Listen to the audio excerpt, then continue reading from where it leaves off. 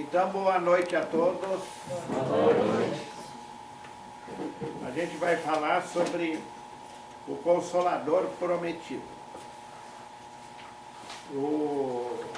É bom a gente lembrar, porque a maioria das religiões, elas ainda acreditam em céu e inferno. E também acreditam em fim de mundo. Durante essa encarnação, eu já perdi a conta de quantas vezes eu vi gente esperando o fim do mundo. Eu acho que na passagem do ano 2000 é onde houve assim a maior, quer dizer, gente inclusive com medo. Gente até pensando, mas será que vai ser meia-noite em ponto? Ou vai passar um pouco? Pois é. E até espíritas inventaram umas histórias aí para 2019. Já estamos em 2021. Então, os únicos que acreditam que o Consolador Prometido é o Espiritismo fomos nós. Capaz que as outras religiões vão acreditar nisso. Então, vamos lembrar, porque nessa passagem aqui, porque eu estou usando aqui o Evangelho segundo o Espiritismo, que é baseado no Novo Testamento. Tudo que está escrito aqui, ele começa colocando lá coisas do Novo Testamento e depois explicando melhor. Então, porque os espíritos que fazem isso, e nós temos que lembrar que naquela época que o Kardec estava impressionado até com aqueles fenômenos, e aí um amigo dele levou ele nesses lugares, porque ele disse assim, acreditar não acredito, mas sei lá, né, vamos ver o que é isso. Então o Kardec não era uma pessoa religiosa, assim, ele se criou, foi batizado na Igreja Católica, mas não era assim uma pessoa, né, um beato de igreja. Ele se dedicou à educação. Tanto assim que era uma pessoa que dava aula de qualquer matéria. E além disso, se o professor faltava, ele dava aula no lugar do professor se ele tivesse espaço. E tem mais, ele dava aulas particulares. E quem não podia pagar, não pagava. Então, existe esse professor hoje? Meio difícil. Mas em todo caso, pode ser até que exista, né, por aí. Mas, do jeito que nós seres humanos ainda vivemos hoje, onde é que é um jogo muito de interesse. Rapaz, que eu vou dar aula para o outro aí, quem mandou ele faltar?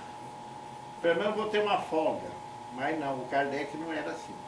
Ele estava o tempo inteiro sendo útil. Então, vamos lembrar que quando o Kardec quis saber quem era o nome desse espírito que estava vindo, esse espírito não deu nome nenhum. Ele só falou, se quiser me dar um nome, chame Espírito de Verdade. Então, para a gente ver que as coisas se encaixam, vamos ver o que está escrito lá no Novo Testamento.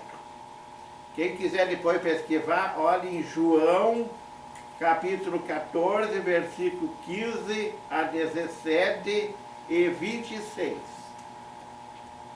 João: se me amais, guardai os meus mandamentos, e eu rogarei a meu Pai, e ele vos enviará o Consolador, a fim de que fique eternamente convosco, o Espírito de verdade,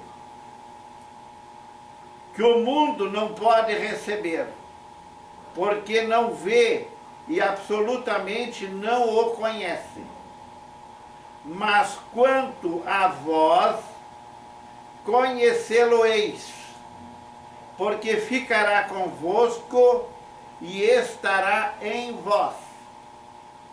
Mas o Consolador, que é o Santo Espírito, que meu Pai enviará em meu nome, vos ensinará todas as coisas e vos fará lembrar de tudo que vos tenho dito.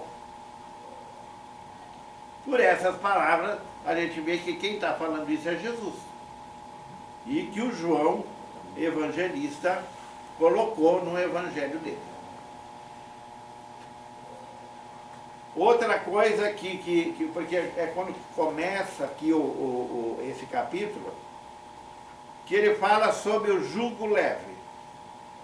O que é jugo? Muita gente interpreta jugo como um cabresto. Não tem nada a ver com isso. Jugo são as nossas aflições, os nossos problemas, as nossas misérias, que é mais ou menos o que ele está colocando aqui. Então, e isso aqui que eu vou ler também está lá no Novo Testamento. Vinde a mim todos vós que estáis aflitos e sobrecarregados, que eu vos aliviarei. Tomai sobre vós o meu jugo, e aprendei comigo, que sou brando e humilde de coração, e achareis repouso para vossas almas, pois suave é meu jugo e leve o meu fardo. O que será que em minúcias, o que seria isso aí? Então vamos ver como é que o Espiritismo passou essa mensagem para nós, porque o Espiritismo, por que o primeiro livro se chama Livro dos Espíritos? Não podia ser livro do Kardec? Por que será que foi Livro dos Espíritos? Porque o Espiritismo não está personalizado em ninguém. Os 10 mandamentos estão personalizados em Moisés. O cristianismo em Jesus. O Espiritismo não está personalizado em ninguém. Nós temos que atender para essas palavras. Personalismo. Está tudo dentro de nós. Nós somos muito personalistas ainda. Que estamos se apoiando no nosso orgulho. E isso é uma das causas que mais impede nós de melhorar espiritualmente. Junto do personalismo está o egoísmo, o orgulho.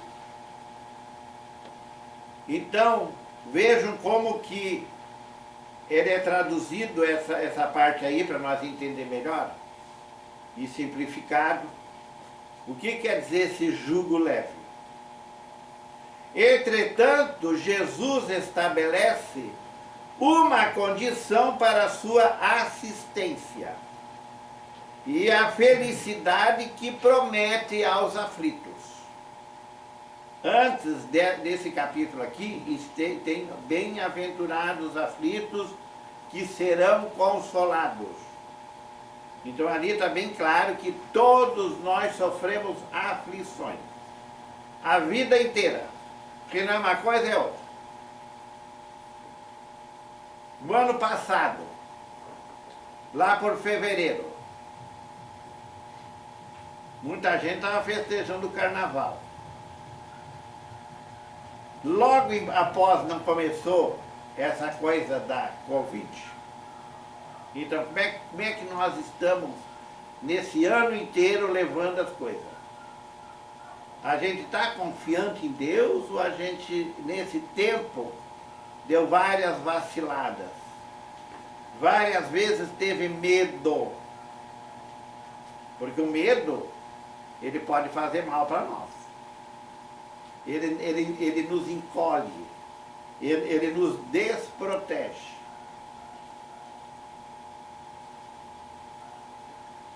Essa condição está na lei que ele ensina. Porque Jesus é o maior exemplo para a humanidade.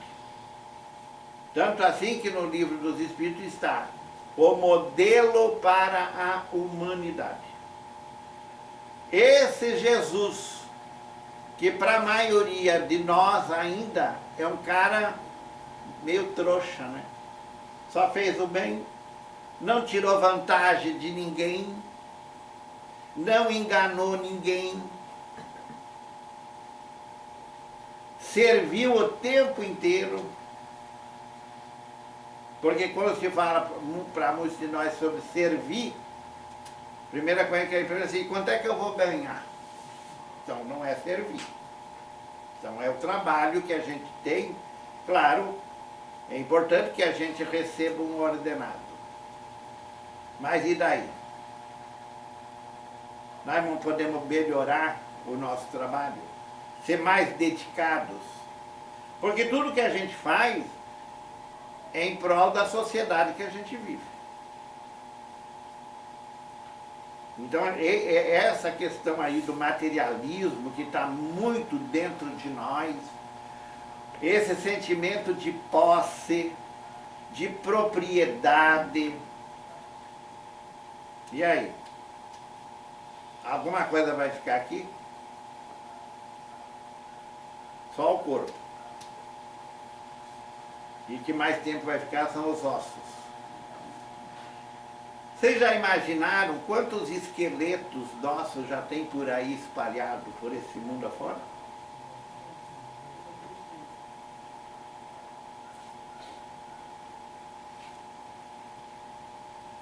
Então, seu jugo é a observância dessa lei. Mas esse jugo é leve, e a lei é suave, pois que apenas impõe como dever o amor e a caridade. Esse amor e essa caridade, gente, quanto mais possessivo, mais materialista nós somos, mais longe nós estamos.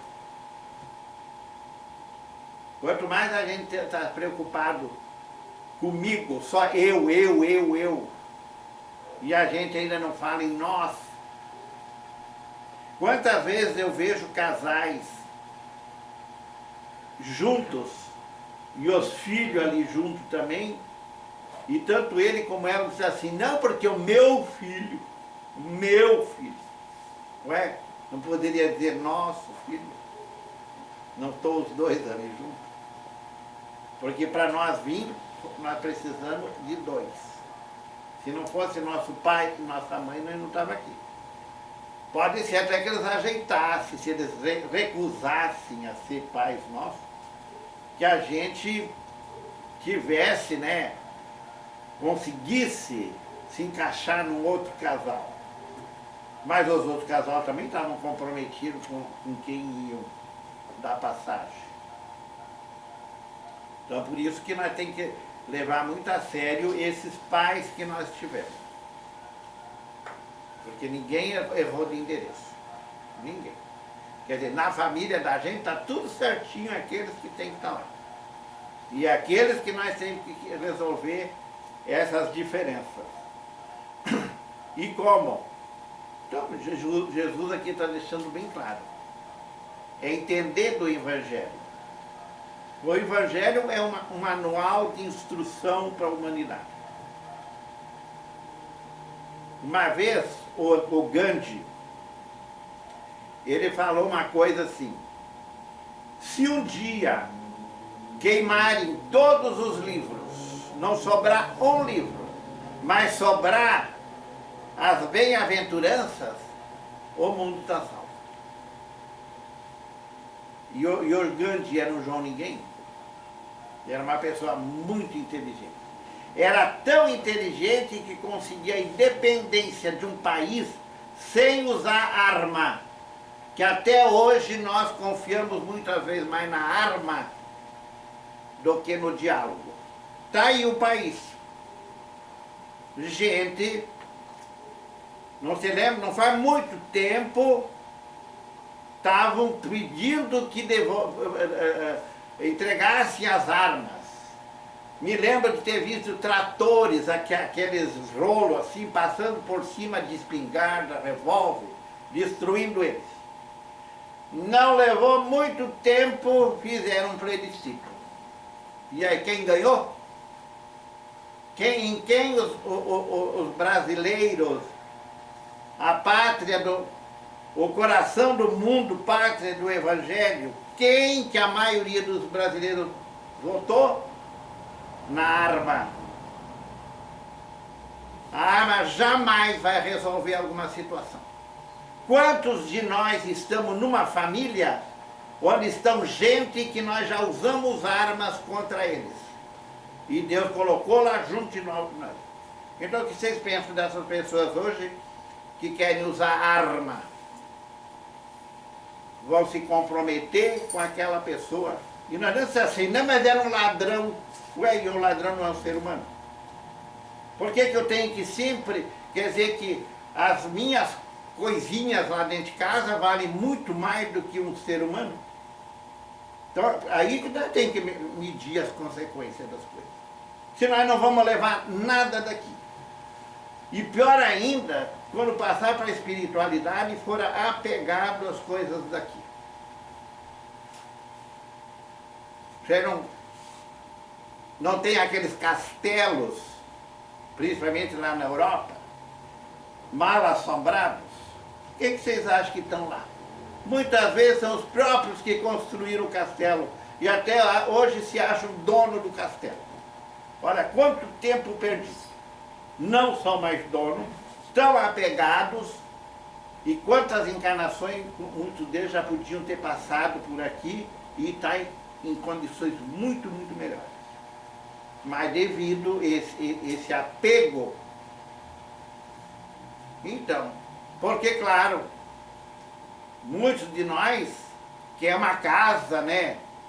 E muitas vezes mais para se exibir para os outros do que realmente para o conforto que ela dá. Porque o que conforto é esse?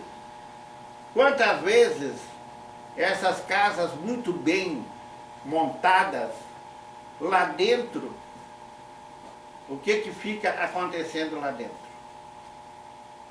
O ranço, a morrinha da família. Onde é que muitas vezes os jovens só vão lá para dormir e comer. Eu quero cair fora daqui, eu quero ir para outro lugar. Por quê? Porque são lugares muito exigentes.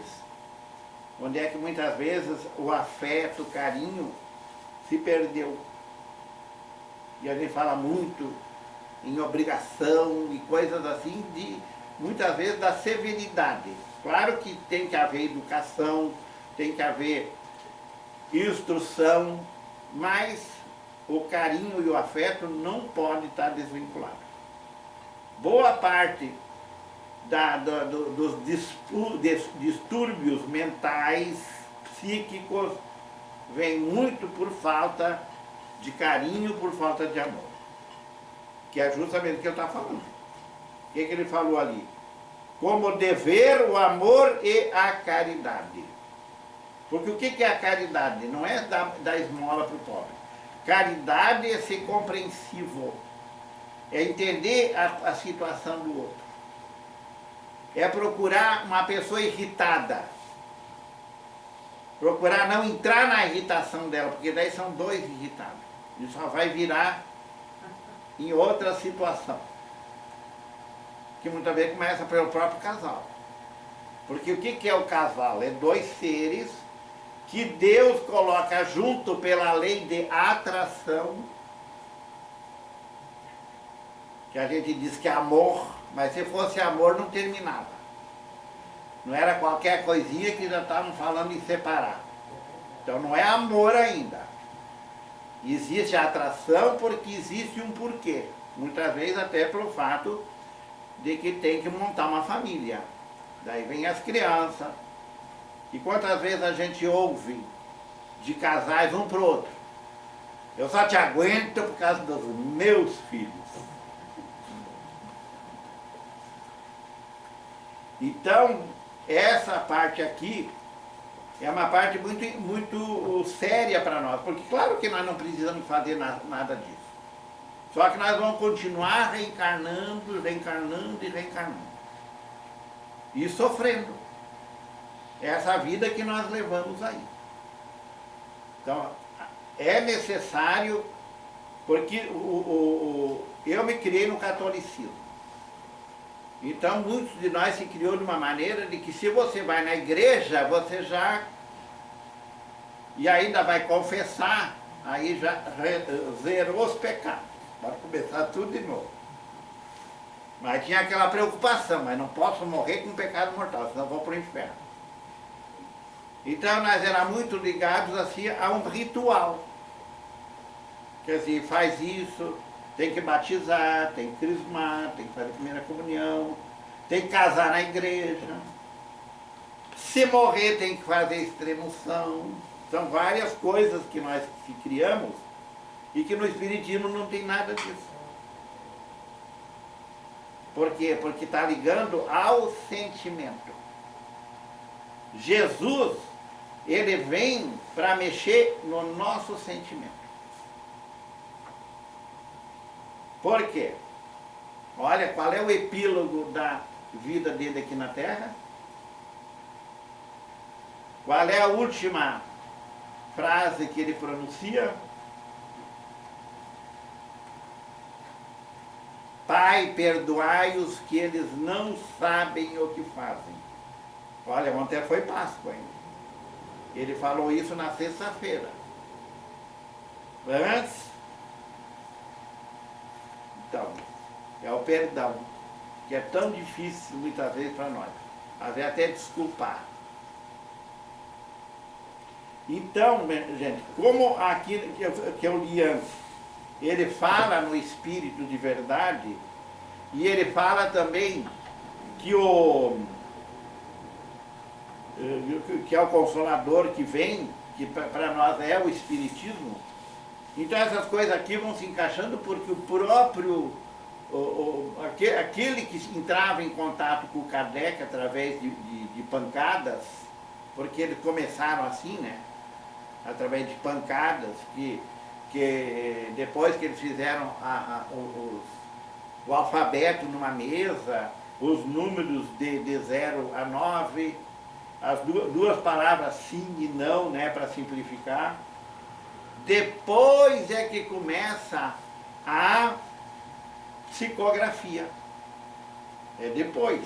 Primeiro eles fizeram todo esse trabalho assim, de decifrarem frases, letra por letra, vendo como se... Então, ali tinha, por isso que o Kardec se interessou. Como é que pode alguma coisa se movimentar? Porque as mesas levantavam, baixavam, às vezes em uma certa altura e caía assim como se largasse, e até quebrava os pés da mesa. Então, eram coisas assim para provocar nós nessa questão do fenômeno. Porque a maioria de nós veio para o Espiritismo atrás do fenômeno, ou não. E até hoje está aí esperando. Até hoje eu queria ver minha mãe, o meu pai, que já estão lá, nenhum se materializou lá. Isso é tudo história. Mas nós temos que estudar. Quem quer ficar no Espiritismo, estude. Porque é muito extenso. Por que é extenso? Porque ele é muito complicado? Não. Porque nós somos complicados. Ele é simples. Então, para nós deixar de ser complicado é que leva tempo. Que nós viemos se complicando já há muitos e muitos milênios.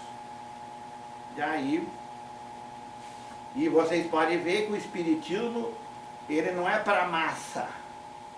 Ele é para as pessoas que já estão num certo ponto para entender. E aí o que é?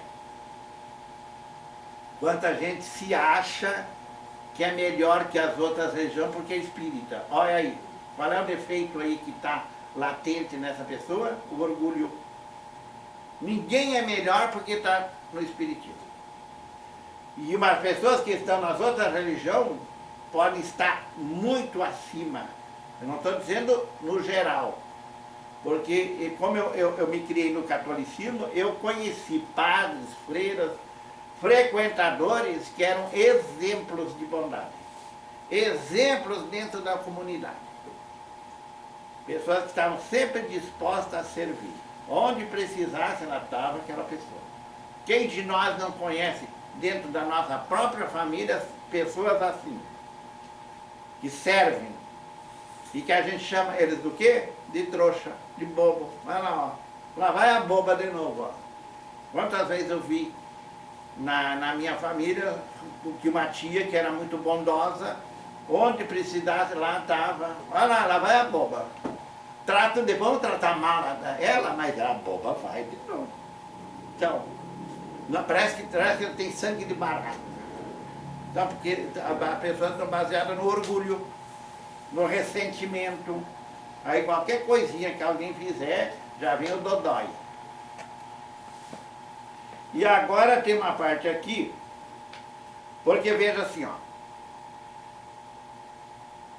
Quando eu falei antes que os 10 mandamentos estão personalizados em Moisés, o cristianismo em Jesus, e o espiritismo não está personalizado em ninguém, por quê? É uma coisa bem séria para nós pensar.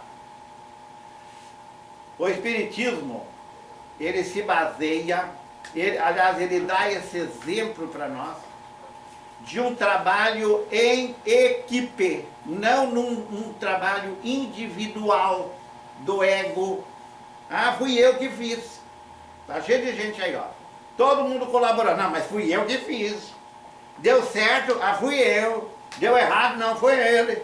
Foi ela. E todos nós estamos nessa nossa sociedade para aprender isso aí. Quem trabalha numa empresa, mesmo que as coisas muitas vezes não sejam entendidas assim, mas é um trabalho coletivo, é um trabalho de equipe, porque para uma empresa funcionar, quantos tipos de trabalho tem lá dentro? E que um depende do outro. A família é o principal. Se nós, dentro da nossa família, não conseguir ainda trabalhar em equipe, ser uma coisa assim mais unida, é sinal que nós temos muitas encarnações pela frente ainda. Vamos ter que conviver com essas pessoas por muito, muito tempo. Ser pai, ser mãe, ser filho. Porque Deus não tem pressa. Deus é perfeito. Deus sempre vai nos dar a chance de melhorar. Agora, não quer seguir as leis de Deus, vai sofrer. Então, essa que eu acho uma das partes mais importantes, porque do lado de lá, nisso aqui que eu vou ler, fica bem claro que é Jesus, provavelmente, quem coordena essa equipe da espiritualidade. Ele não diz, ele não deu nome. Mas hoje se chega mais ou menos a esse consenso que ele está presente, mas sem aparecer. Sem querer, não eu, se não fosse eu. E o trabalho do Chico, vocês acham que foi só o Chico? Quanta gente o Chico precisou de encarnados e desencarnados para passar tudo aqueles livros que nós conhecemos por aí. Então você vê, essa questão de nós ser mais assim, começar a se dedicar, porque os espíritos evoluídos, eles estão sempre trabalhando em equipe. Eles não personalizam. É nós que fizemos, não fui eu, como nós. Quem deu aquele voltei, o Jacob, né, que é o Frederico Figner, ele ali mostra para nós, é uma pessoa lá da Federação do Rio de Janeiro, dedicado ao espiritismo no sentido de estudo dessas coisas, mas ainda seco de coração, sem luz. Porque é o lado intelectual que muitas vezes a gente se preocupa tanto em saber, e o coração está duro. Então vamos ver o que ele diz aqui, o advento do Espírito de verdade. Venho como outrora aos transviados filhos de Israel. Não é o Israel de hoje. O Israel de hoje é de lá de 1945, lá que os Valdaranho, um brasileiro, né, na ONU fizeram com que houvesse esse país. Porque os judeus estavam todos dispersos. Em 1945 tinha acabado a Segunda Guerra Mundial. Já tinha havido a primeira. Então, mas é o povo de Israel. Que quem lê a Bíblia lá no Velho Testamento vai ver o que conta o Velho Testamento. O que conta a Bíblia? A Bíblia conta o povo hebreu. Os Vedas lá, que são o pessoal lá da Índia, eles também têm uma Bíblia que conta a história deles. Então, a Bíblia nossa vai contar toda aquela história lá, mas é ligado aos hebreus, que são o povo de Israel, que daí se separaram em 7 tribos, viviam de racha, nunca se entenderam. Quando Jesus veio, eles estavam lá, tudo morando perto, mas ninguém se entendendo. Era saduceu, era nazareno, era judeu, era o samaritano e assim ia. Mas entre eles não havia entendimento. E Jesus veio lá para dar o exemplo. Veio como outrora aos transviados filhos de Israel, trazer-vos a verdade e dissipar as trevas. Escutai-me. O Espiritismo, como antigamente o fez a minha palavra, tem de lembrar aos incrédulos que acima deles reina a imutável verdade. O Deus bom, o Deus grande, que faz germinarem as plantas e se levantarem as ondas. Revelei a divina doutrina como um ceifeiro. Aqui alguém já foi colono, já trabalhou na roça? Então, tem que ser em equipe, não tem que... Então, ceifeiro, reuni em feixes o bem esparso no seio da humanidade e disse: vinde a mim todos vós que sofreis. Quem é o ceifeiro? Lá na época de Jesus, teve tempos em que tinha mais de 70 apóstolos. Apóstolos não, discípulos. Sobraram quantos? 12. Por isso tem aquela frase: muitos serão chamados, poucos os escolhidos. Porque para ser escolhido tem que ser bom. É que nem na empresa que a gente trabalha. Ou é bom, ou não é escolhido. Porque nas empresas que a gente trabalha tem muito ciumeira, muita inveja. Um pode passar a perna, no outro passa uma rasteira, por causa de posição, de cargos.